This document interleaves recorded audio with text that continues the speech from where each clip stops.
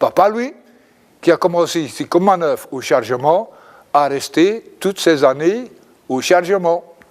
Ce qu'il y a eu, c'est que vu que moi j'ai monté de grade, un jour il me fallait un homme au chargement, et bien entendu j'avais dit ici au chef Porio, il manque un homme au chargement.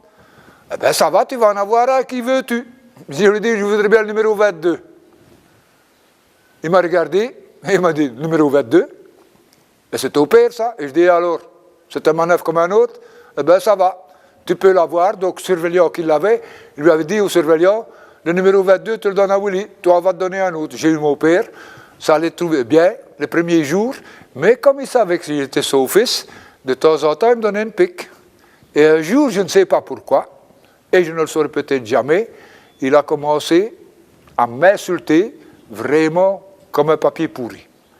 Tu n'es qu'un charlatan, tu n'es qu'un mauvais, et tu ne vaux rien, tu es un gamin de merde, et tous les autres oiseaux ont sorti.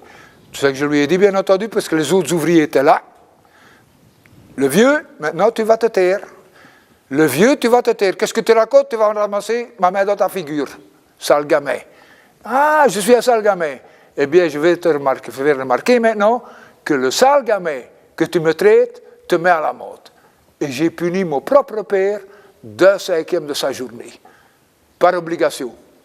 Pour le moment d'aujourd'hui, je m'en repens toujours d'avoir puni mon père, malgré que j'étais obligé de le faire.